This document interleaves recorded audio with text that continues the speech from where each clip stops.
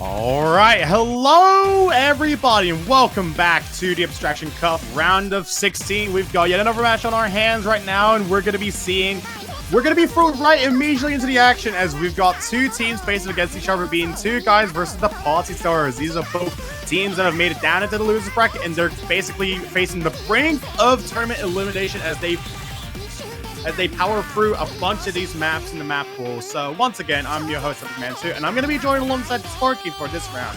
How's it going? It's going great. Thrown right into the action. It's a whole bunch of things. The last match ran a little long. It's like we're diving in here. One map already done. Looks like Party Stars won that match, and it's a doubleheader. We've got another match going on right at this time. Not even close. There's no idea. Gonna be playing as well. So as that one comes along, we'll provide updates for you guys here. But so far, this match, we got Rockame and Matcha Latte going up against each other to see what's like. We'll determine whose pick this was in a little bit, but both players off to really strong starts, holding on to their FCs with Matcha Latte ahead by about 0.2% in terms of overall accuracy, accounting for this 3,000 point buffer that they've built up for themselves. Looking really good here. Yeah, indeed. It's pretty much a strong showing that we're seeing from both sides of the end, as it looks like Matcha Latte is in with a pretty good advantage going into the final quarter of the map. And even then, it's still really early maps for both these players, especially with Hybrid Free being one of the few picks that I feel like I would have stolen from the Mania World Cup itself with how they kind of utilize these stream or in hybrids. This one seemed to work out really well in favor of Matcha Latte, even if it is kind of unsafe, just going off the fact that it's only 5,000 points of differential, just under that. It's still looking pretty solid for the side of Matcha Latte, especially since they're looking to try and equalize things a little bit going into this match. Yeah, Rekubi finding a drop here at the very end. They were behind as far as the accuracy, and that miss exacerbating things, going to make this breakpoint going back the other way. Took a look at the overall scoreboard. It looks like these two teams trading picks between each other as they equalize to make it 1-1. Indeed. So that's going to be our first two picks on the board coming out of this match, as we kind of had a little bit of a late start. Everything just kind of throwing us right off into the deep end. It does seem like we've had Hybrid 2 and Hybrid 3 coming out first. So as a little recap, Hybrid 2 and Hybrid 2, okay, so two guys have protected Hybrid 1. And then Hybrid 2 was protected by Party Stars, followed by a ban on Rise 2 and a ban on LN2. So seems like the good majority of the hybrids have been chosen, bar Hybrid 1. And we will be seeing two guys pick out the like of Rise 5, the more dumbstream kind of quad jack oriented pick. Yeah, so it looks like very much both teams wanting to hover around those hybrids, and now we're seeing the first deviation into one of the pure play styles. You're gonna see, as you mentioned, Rice 5 come through here. Polygon and it's Nikki checking in for their respective teams. Everything all tied up. This is effectively just mental reset, I imagine. Best of 7 now. Both teams trading their opening picks, giving breakpoints one way and the other. Chance to kind of reorient and see if they can start building this momentum here going into the middle portion of this match. Absolutely, and especially for this one being in the losers bracket, this is going to be the point where matches begin to matter a lot more, considering that whoever ends up winning off of this match is going to have to start taking their notes and do their homework, because the next opponent they'll be facing is none other than the LN Eaters, which is literally Invading Saragi, who are both somehow in the same team in the same tournament. So I feel like we could say that about a lot of teams in this tournament, where it's like, man, you guys got these two people together. It's like, great. All right. But this one getting underway here. Strong start for Polygon in comparison to It's Nikki. That being said, both players above that 99.7 mark. It feels like the onus really does fall on It's Nikki to kind of sharpshoot through this first key eye section to begin rebuilding that accuracy. And Polygon has a bit of a cushion to work with. They're starting to pick up the couple of 300s here and there through this dump section, but overall still nursing about a 1,200 point lead going through these quad jack sections. Yeah, indeed. This map is a little different when it comes to the regular format that I'm assuming most people would be well acquainted with when it comes to most tournaments, where the dump pick would usually feature a lot of really dense, flowy patterns, whereas this one kind of takes it and adds some new ideas on top of that, which is basically introducing some of these quad streams that kind of make things a little difficult. So it's as if it's trying to blend out of the Core Jack 10 wildcards of the previous round and just kind of mixes it up with a lot of these really bursty patterns. But unfortunately for that, it's Nicky's going to be the first one to take a drop, and that's going to accentuate the scoreline that Polygon's accumulated thus far.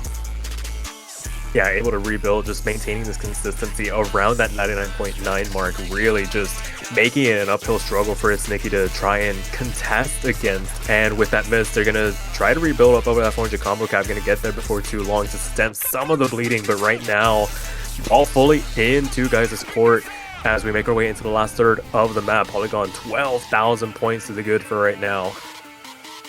Yeah, absolutely. Polygon with the ball in their court, and the only ones defending is just none other than It's Nicky. And so far, the dribbling is pretty much just gone all over the place. It's just really hard to see whether you can at least snag the ball back, as so far, it seems like going into the next quarter, it's still going to be fairly competitive, but 14,000 points in the favor of Polygon. The chances that Party Stars could be able to bring it back to their favor is looking relatively slim, as considering for the fact that this is on the pick. Oh, okay, wait. Yeah, okay, this is not their pick. Yeah, Team Red's pick. Sorry, I'm dumb. Yeah. It's all good. We had to recap a lot very quickly. Another miss for Nicky for the road here, but this one was settled pretty early on here. Polygon looking nigh untouchable, 995k on that Rise 5 pick, gonna solidify that pick and make it 2-1 in their favor. Indeed, a really strong point to be able to take this map on, as well as it is going to be 2 points in their favor, albeit we are 3 maps in. So because the Party Stars have the luxury of the next pick in particular, okay, they're going to go right LN1. Yeah, I think this is a bit of a sensible option. Yeah, considering there was a 2 guys ban on LN2, maybe wanting to pick out a potential weakness, maybe force one of these 2 on the red side to contest and see if they can stand up to what looks like it's going to be Rakumi's strength here on LNs. I mean, I think they were in for both of those hybrid picks, so makes sense that they trend towards that bottom half of the map pool. And looks like Matcha Latte is going to be the one to step up to the plate here. Went 1 for 1 against each other. See if Rakumi can equalize once again, or if 2 guys gets another break point to really bolster their case here in this match. Absolutely, and especially in a case like this match in particular, this is the point where things are going to start mattering a lot more going in a loser bracket, because once again, the thing that everyone needs to take into account is that all these teams are really good, and the scary part is that these are both teams in the losers bracket, so whoever ends up losing this one is going to have to unfortunately face elimination from the tournament itself. As so far so good, everyone's off to a bit of an interesting start so far. Gonna have everything maintained in the middle, no information to be given just yet, as we just go through the slew of very introductory patterns. I mean, this is a map that I made, so of course I probably would have felt like I was on LSD when making this. Very interesting way of describing it. It is very apt that this is a very chaotic styling of chart, and you have just snaps, releases, starts all over the place, where it really does get a bit uncomfortable trying to find a foothold in what you're doing at any given moment. But right now, both players still holding on to their FCs. Matcha Latte, however, holding on to the higher accuracy for the moment, 0.2%, but starting to fall a little bit into the clutches for Rakumi. If they can begin to build their accuracy a little bit higher, get back into that like 99.5 range, they can maybe start taking some stabs at this 4,000 point lead that Matcha has built up here. Still have the map left to go, and this is a map primed for either overholding or just completely spiking a slider somewhere. Absolutely. I honestly feel like you couldn't have described it any better, as this is also one of the shortest maps that we have in our entire map pool. So that's additional leverage that people are going to have to take on, as so far is still increasing for the side of Matcha Latte in terms of scoreline, just based off of some of the inconsistency and the human flaws that Rakumi is unfortunately leaking on this kind of map where, you know, it kind of just changes. It's just a really volatile map in general to an extent where it's just pretty much everyone's just prone to a lot of these mistakes that can just pretty much occur throughout the course of the map. As we go into the final quarter, just about halfway through, there's only really like less than 5 seconds left, but it's really just down to a miss that can really seal things. Yeah, this is definitely still within catchable range if Matcha Latte isn't too careful, but so far they've looked the steadier long anchor on the outer columns, doesn't catch either of the players out, and Matcha's gonna be able to hang on to make it 3-1, get that second break point in the back pocket, and try to force a match point situation right out of the gate here. Yeah, it seems like the two guys are on pace to really try and bash out the party starters, not looking to see if they can at least pop their bottles, as so far it is free wall in their favor. So with them taking a break point off of that, they're gonna have to try and at least see wherever they can make it to a match point, because they still have a lot of really solid options to choose from in this matchup alone, especially with the likes of Hybrid 1. I would imagine that this one could definitely be a bit of an interesting curveball to throw on the field. However, maybe something they could save a little later, like maybe one of those break loss in case of emergency types of picks, as it is going to have to be another pick from the two guys, and they're going to go Rice Bowl. All right, maybe wanting to capitalize on the, I don't want to say comfortable look that Rice 5 had, but definitely felt like there was a bit of an overperformance to be exploited there, and just wanting to stick to that before, like you mentioned, just that break glass in case of emergency type of pick with the protect, because I mean Hybrid 1's been ignored and two guys were the ones that protected it. So I mean, if you don't need to, maybe save it. There is another match that they'll have to play, given that this is round of 16 losers. So maybe just want to keep some cards close to their chest. It looks like we're going to see the full swap out Polygon, and it's Nikki going to be going up against each other once again. See if Nikki can get the revenge on Polygon for that Rice 5 pick and bring back that breakpoint to try and force parity once again here.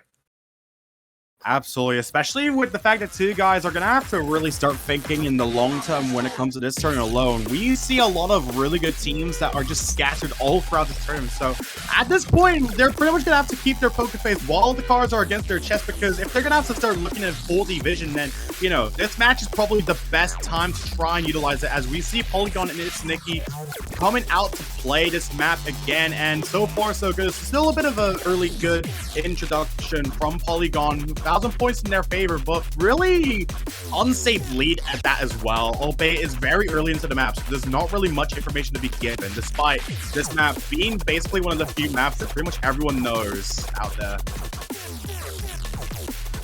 Yeah, pretty recognizable if you've been around for pretty long time here. But right now, I mean, Polygon just an absolute machine right now on these Rice picks. 99.9 once again for them, the bar that they've set for themselves, and growing this advantage just off the accuracy alone. 3,000 points, still within catching distance for it's Nikki should Polygon find a drop, but right now the onus falls on them to build this accuracy to try and contest. But I mean, the hill can quickly become a mountain if you try and push too hard, but 2/3 of the map left to go.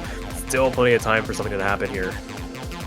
Absolutely. There's only really about 2/3 of the map, or just less than 2/3 of this map remaining, as we approach the back of the chart relatively soon, and especially with the rest of the map at hand. This is 3 minutes long after all. There isn't really much breathing room that the map gives you until it's over, and especially with this section, this is going to be one of the few parts that I would imagine a lot of players tripping up on, just because of the roll consistency test you really get with a lot of these drills, a lot of these bursts as well, just really about trying to capitalize upon that control. And so far, Polygon is still doing what they can to remain on top of it all.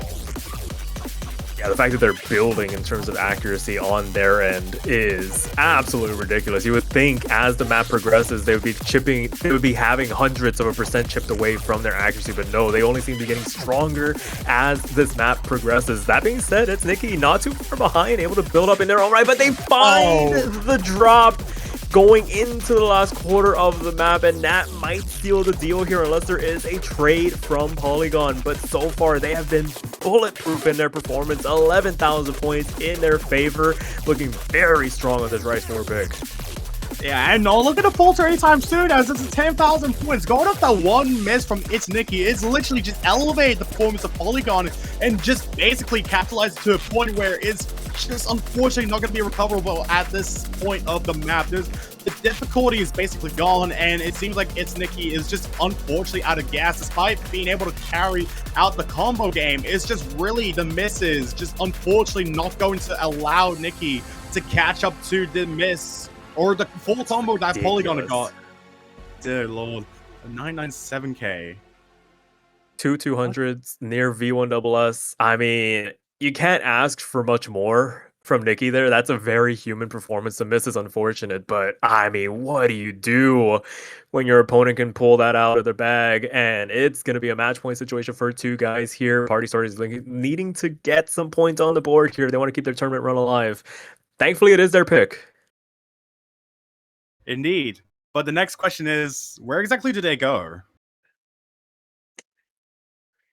I mean, LN3 maybe get Rakumi back in against Matcha, see if they can run it back. Because I mean, if you're gonna be going against Polygon on these Rice picks in this match, I don't think either player on Party Starters is a good matchup for Polygon here. They're playing on another level. Yeah, it's really unfortunate, just trying to put it in perspective for both these teams, because especially with the fact that Party Starters has done really well in the early game, they managed to take the likes of Sound of Leo into a tiebreaker as far as my memory is recalling, and yet even now it's just slowly becoming a little more difficult to be able to see the gaps when it comes to the scores in general.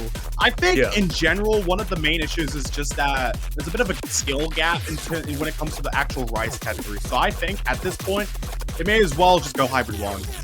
And there you go, right on cue. Hybrid 1 gonna be the pick for Party Starters here. I mean, hey, they've gotten one off of two guys on the hybrids. LN3 was also a consideration, but I mean, I don't hate this.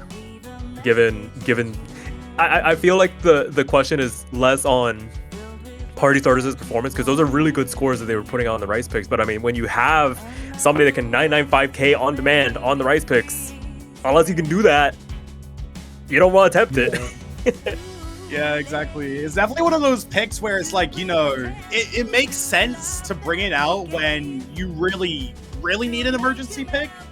But it's definitely coming with its own kind of risks as well. So at this point, Frozen may as well just be equivalent to opening that of Pandora's box, because of the fact that, yes, this is the longest pick in the entire regular pool by far. And, you know, by extension, this one is also really taxes on your consistency, just because, yes, this is kind of the closest that we have to roll coordination, albeit it's very dump and flow oriented. You just really feel the ebb and flow within this map alone, and we're probably going to start seeing that with Matcha and Rakumi as well, looking to try and at least see who can get the best out of this pick possible, because this is the point where it's going to really start mattering for the Party Starters.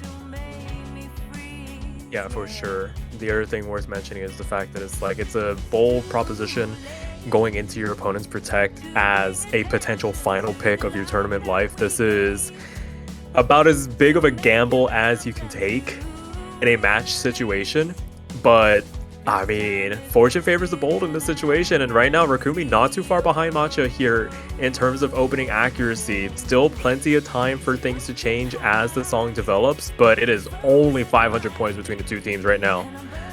Indeed, only really just a few hundred points frozen in the middle, and as it is, it just really begins to start enveloping as this course goes on, where we get some of these denser patterns, some of these really odd shields that can really trip up a lot of players on their feet. And despite so, Matcha is actually going to be taking an advantage off of that alone, going to look to capitalize upon some of these really awkward patterns that are just at an OD that's maybe a little high for this round, but solid enough that it's basically working out in their favor by only like a bit of points, pretty much. Yeah.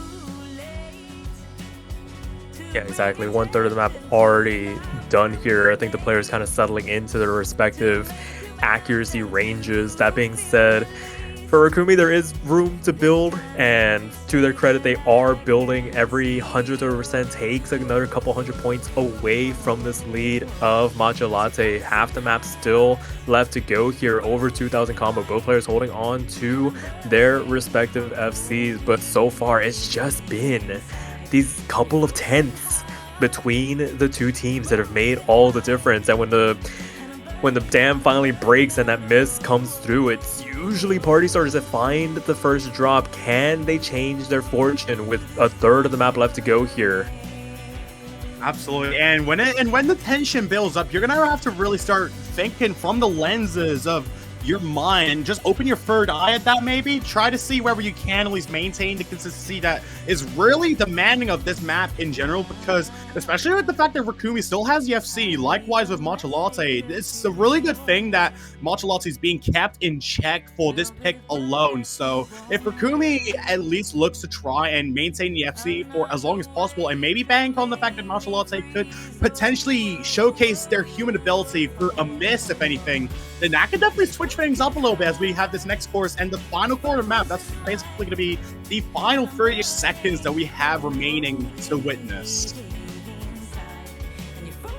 Yeah, and so far, all things square, the parity between the two teams in terms of their full combos only helps Matcha Latte as we reach this outro. Still 4,000 points to the good, trying to reach that 99.7 threshold to get that 990k. Rikumi not too far behind, still within catching distance, but as the song progresses further and further into this ending, it's gonna need a miss at the 11th hour to try and keep them in this, because right now it's not just to lose at this point.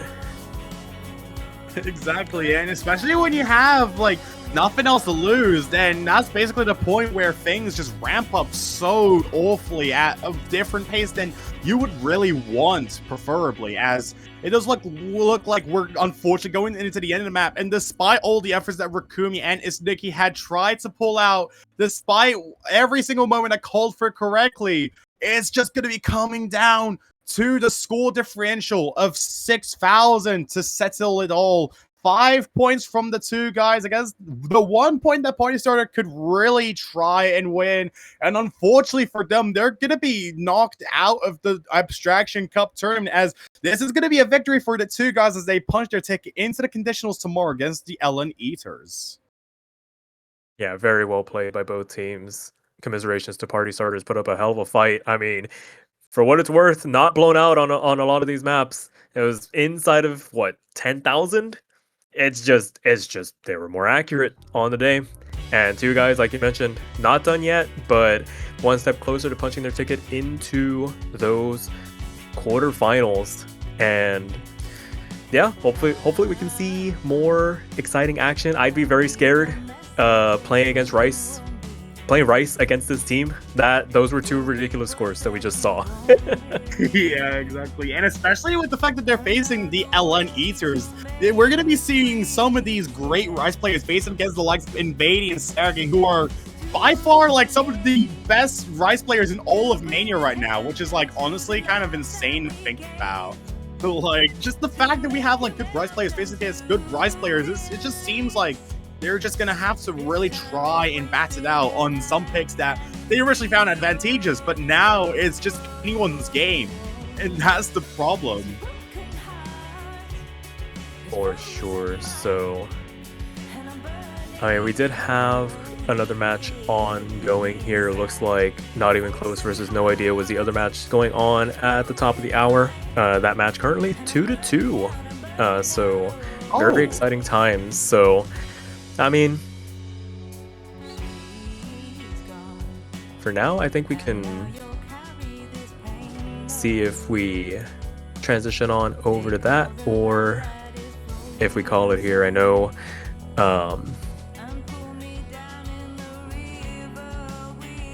as we wait, we'll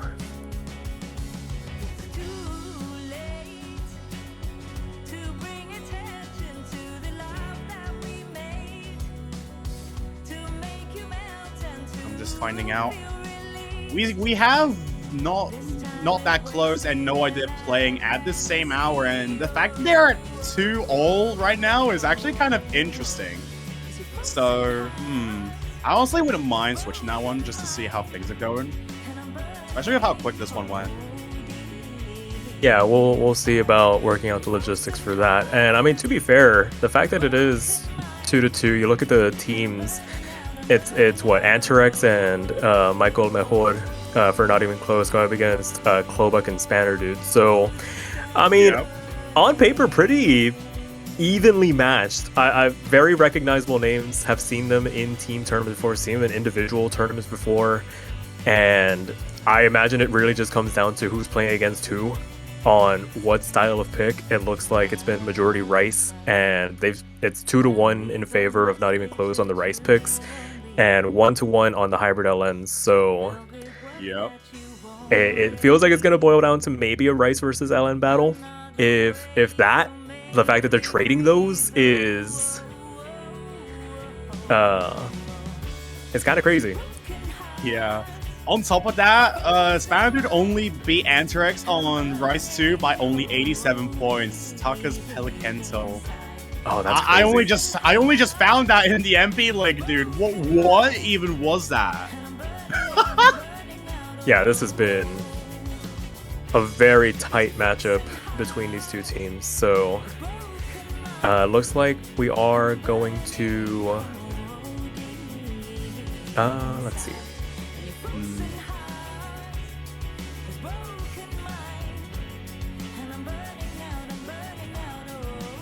Just getting confirmation here. Yeah, still a lot of gaps that we gotta do. Oh, okay, so we are gonna outro here. I think the other match is being recorded, so we will have a record of what's going on. But for right now, the main is gonna be shutting down for now. We'll be back at let me check the schedule here. 20 UTC. It's gonna be Girls Last Tour and Femturnus, another doubleheader. Sigma Boys and Arroz con Pipsha gonna be as well. But until then, Epic Man, you got anything else to add as we close this one out? Chicken burger. Nice. Alrighty. We'll catch you guys later. Alright, thank you all for tuning in, and we'll catch you all in about a few hours from now. Take care and stay safe. Yeah.